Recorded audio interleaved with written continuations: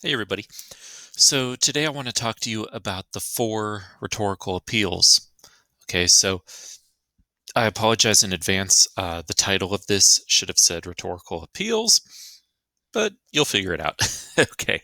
Anyway, I'm sure you're probably well aware of the rhetorical triangle. We talked about it in my intro video. Also, you probably learned about it in sophomore English um, to some extent, but I'm going to throw a fourth one at you and we'll see what you do with this information. So here we go. So first, some key terms that we're going to be talking about. And so when I refer to these terms, this is what I mean. So first, what is logic? Logic is the science of correct reasoning. Well, what is reasoning?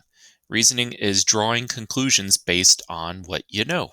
So if I hold my hand to a window pane and it's cold, what can I safely assume about the weather outside? It's probably cold, right? That's using reasoning and logic. That's using logic, which is the science of correct reasoning, to assume my reasoning that it's cold outside. How do I know that? Because the window pane is cold. Why would a window pane be cold? Because the weather is affecting its temperature. Okay? That's using reasoning and logic. Now, sometimes where we get into trouble is when people will use incorrect logic or incorrect reasoning, saying things like, um, well, if I put my hand on that window pane and it's cold, then that must mean that it's snowing outside, or that it'll get warmer later, or things like that. Things that don't track based on the evidence that you have at your disposal. Okay.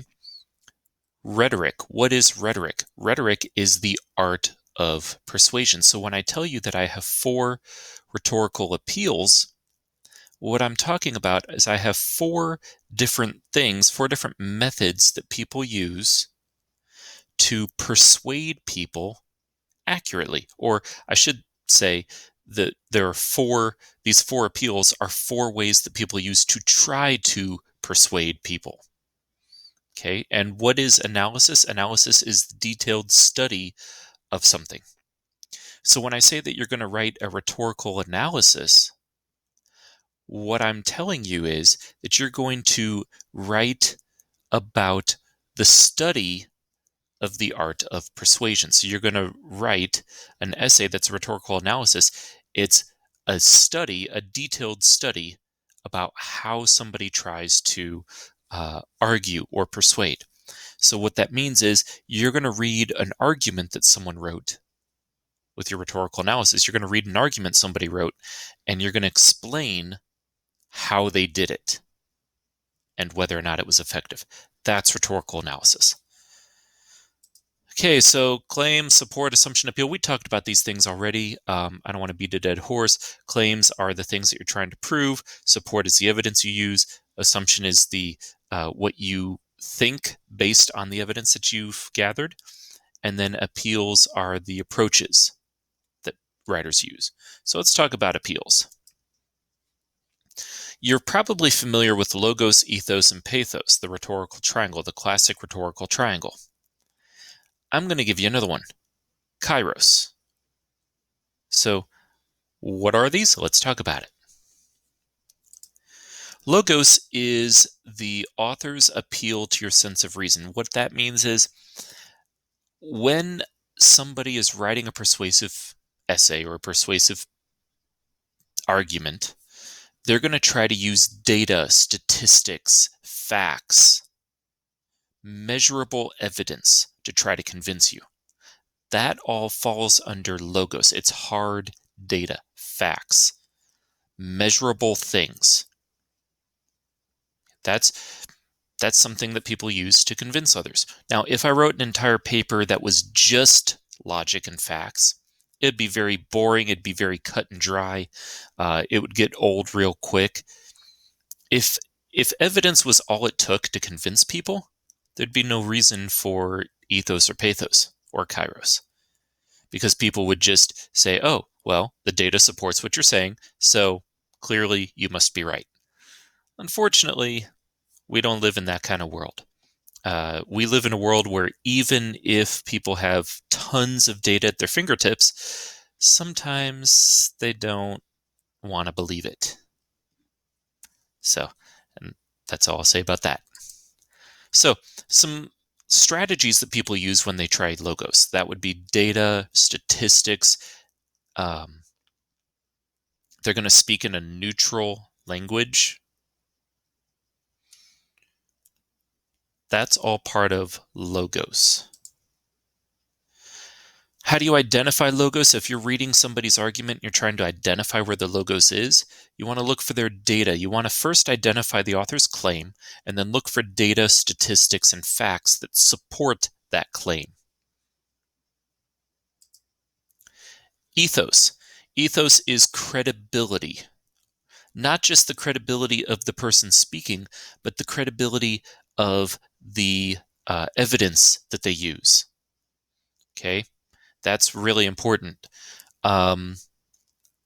If I'm trying to teach you about basketball, I don't have any personal credibility about playing basketball because I don't play basketball at all. So just me telling you, here's some tips on basketball, I don't have enough credibility. I don't have enough ethos to give you advice, and you shouldn't listen to it.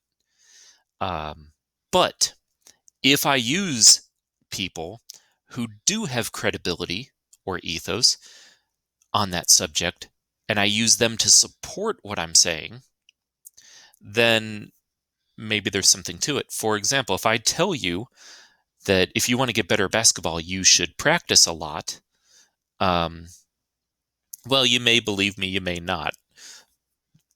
I don't have a lot of credibility on that subject, so you really shouldn't believe me. But if I tell you you should practice a lot to get better, and Michael Jordan says so, well, Michael Jordan is arguably the greatest of all time in basketball. He tells you practice makes perfect. There's probably something to that, right? So that's credibility. So not only the credibility of me, the one making the argument, do I have any credibility to speak on this argument? If not, am I using sources that do? Keep in mind that people are going to argue the credibility of stuff. So, for example, if I'm arguing with somebody who is far on the left side of the political spectrum, and I'm using evidence from Fox News, they are going to question that credibility because to them, Fox News is not a credible source of information. And the same could be said for MSNBC or CNN. If I'm talking to somebody on the right, politically speaking, and I use CNN or MSNBC to try to convince them, they're going to probably be like, I don't think so. So logos is the data, the information that you're trying to convey, the evidence you're using. Ethos is the credibility of you and your sources. It's not enough to just give evidence. You have to give evidence from someplace that people are going to respect and listen to. So, some strategies that people might use, they might try to make their reader respect them. They might say something like, I've been doing this for 20 something years. When I first talked to you guys at the beginning of the school year, one of the first things out of my mouth was, I've been teaching for 15, 16 years. I was establishing my credibility, telling you that you should listen to me because I've been doing this for a while. Another way to establish credibility is to get your reader on your side, and that is by making them like you.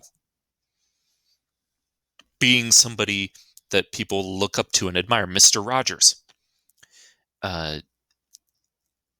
spent his career making people admire him and look up to him. That established his credibility later on in life. Bill Nye the Science Guy. A lot of you love Bill. He actually doesn't have a ton of credibility, really. He's a mechanical engineer. That's his background, mechanical engineering. But he speaks on a wide variety of scientific topics from chemical science to bio, biological science, so on and so forth. But people listen to him because he spent his life building up that trust, building up that credibility, building up that trust. If you are known as somebody like Mr. Rogers or Bill Nye, as somebody who can be trusted with information, it's like your friends at school or whatever. You have certain friends that you can tell secrets to, and that secret will never leave their lips. And you also know that you have some friends that you could tell a secret to, and it'll be around the school by that afternoon. That's because some have more trustworthiness than others. Also, using vocabulary and grammar appropriate to the audience and appropriate to the situation can also help establish your credibility. If I'm arguing with somebody on social media, which is always a smart thing to do, and their argument is full of grammatical mistakes and they can barely string a sentence together without me scratching my head going, what the heck are they even saying? That makes me question their credibility. Okay, so how do you establish ethos? Identify how the author attempts to establish their own credibility as well as the credibility of their sources. They might say something like, they might give an identifying tag like, according to Bill Smith, professor at Harvard, blah, blah, blah, blah, blah. And that identifying tag is them establishing that this person is an academic from an Ivy League school, so you should probably listen to them. That's an attempt at ethos. Look at this McDonald's sign. Over 99 billion served. They're making the claim, they're establishing their ethos by saying that we've served 99 billion orders. That's a lot. It's like a company saying that they've been in business for 100 years. A company that can survive that long, a company that can serve this many orders, is a company that's clearly doing something correct. Or at least that's the image that they want to give off.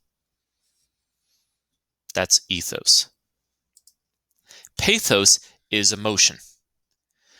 You're watching TV and it cuts to commercial and the screen is black for just a second, and then all of a sudden you hear very slowly, before the scene comes up, you hear, in the arms of the angels, and you immediately reach for the remote because you know what's coming, right? And as soon as you grab the remote, you're bombarded with images of sad little puppy dogs staring at you from inside a cage, right? Those little Humane Society, SPCA commercials. Okay, that's pathos. That's emotion. Now, just using logos makes your argument sound dry. Just using ethos makes your argument sound stuck up. Just using pathos makes you sound emotional or unhinged, maybe. You want to find a good balance of the three. That's why we have that rhetorical triangle. Okay? You want equal parts emotion, credibility, and data to make a compelling argument. And then last but not least, I'll get to that in a second. How do we establish pathos? So look for emotionally charged words, look for emotionally charged examples, look for vivid imagery and description. See what kind of emotion they're trying to make their reader feel. How did they establish that emotion? The way they establish that emotion, that's their pathos. Okay, so when you're identifying pathos in a piece of writing, look for these things. Okay, and then last but not least is Kairos. Kairos is the timing of your argument. It's kind of like you're in a group of friends and they're all talking about dogs, okay? And You have this great story about something your puppy did the other day that was super cute and you can't wait to tell it, but your friends are just talking over each other and you can't get a word in edgewise. So several minutes pass and they've moved on to an entirely different topic. They're talking about basketball, let's say. And there's a break in the conversation, and now is your chance to speak up. And now you give them your little story about your puppy, and they look at you like you're nuts. Why do they look at you like you're nuts? It's because the timing was all wrong. You stayed to the topic of dogs when they had already moved on to the topic of basketball. So your Kairos was off, and as a result, you threw your audience off, and they were not invested in what you had to say. It's the same thing with persuasive arguments. You could have the most compelling argument with an equal amount of pathos and ethos and logos, but if you tell it at the wrong time, it's not going to work. Let's say you desperately want to convince people that this person was a terrible person. And you have a lot of data, you've got some compelling credentials behind that data, and you've got some great emotion to supercharge all of it, and you've got this argument ready to prove that this person's terrible. And then they die. And now everybody's kind of mourning their loss. Is it a good idea to bring up all of those points that you made at the funeral? No. It doesn't change the fact that you're right. Sure, you're right, but your timing also has to be right. Okay? So, some questions you need to ask yourself when you're dealing with Kairos. First of all, keep in mind that there's always going to be Kairos. You might come across an argument that doesn't have any emotion in it. You might come across an argument that doesn't establish credibility. You might come across an argument that doesn't use any data and just relies on emotion. And that's all fine and good, but every argument is going to have Kairos because you can't escape Kairos. It's just something that's naturally intrinsic to what it is you're doing. For example, this video has Kairos in it because this video is relevant now that we're talking about argumentation. But is this video going to be relevant to you 2 years from now? Is it going to be relevant next semester? No. The timing has to be right. So when you're looking at Kairos, you want to think about 3 things. You want to think about, is the timing of the argument appropriate for when it was made? Like, let's say you're reading an argument that was written in 2001, and it's talking about 9/11. Is it relevant to that event at that time? Very much so, yes. Is it relevant today? Maybe, maybe not.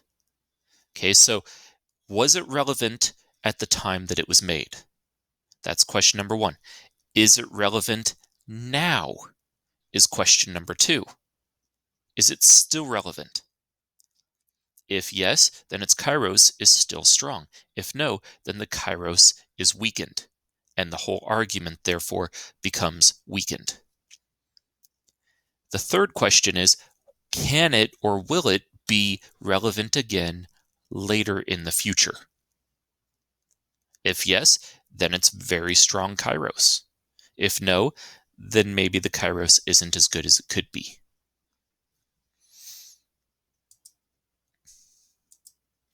So here's an example of Kairos, and I'm just going to explain this to you. So Dr. King, his famous I Have a Dream speech was delivered on the steps of the Lincoln Memorial,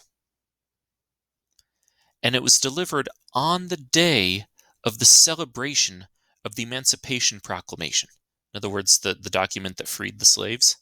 Okay, it was on the anniversary, it was on the day of the anniversary that he delivered that speech, and it was on the steps of the Lincoln Memorial, the president for which is given credit for the freeing of the slaves. And it was delivered at a specific time of day when all of the news cameras would be switching over to live broadcasts so that they couldn't turn away. Now, all of those things together, do you think his Kairos was good? Very much so, yes. Dr. King was somebody who really knew how to establish Kairos. His timing was perfect. Okay, and then I have a couple of videos that you can feel free to watch, and they'll help explain more in detail of what I've just said.